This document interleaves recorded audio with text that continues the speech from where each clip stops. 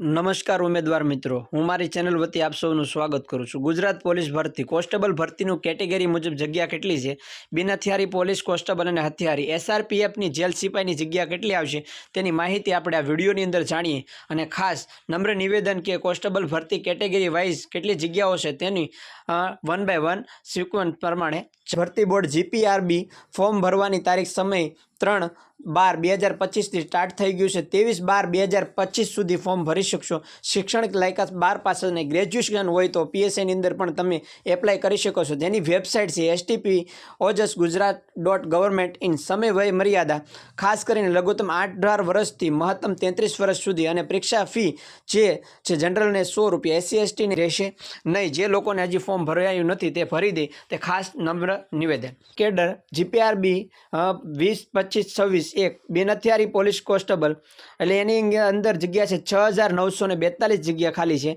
અને હથિયારી police constable જે 2026ની ભરતી છે જેમાં 2458 જગ્યા હથિયારી પોલીસ કોન્સ્ટેબલ અને હથિયારી પોલીસ કોન્સ્ટેબલ એસઆરપીએફ જેની અંદર 3002 જગ્યા છે। જેલ સિપાઈ પુરુષ એની અંદર 300 જગ્યા છે અને જેલ સિપાઈ મહિલા જેને મેટ્રેન જેને 31 જગ્યા છે અને કુલ જગ્યા પોલીસ કોન્સ્ટેબલની 12733 જગ્યાઓ છે। જે ખાસ નિવેદન છે જાહેરાત પ્રમાણે તમે જોઈ શકો છો 2026ની ભરતી પ્રમાણે 12733 વેકેન્સી છે જેની અંદર પોલીસ કોન્સ્ટેબલની ભરતી સીધી થવા જઈ રહી છે।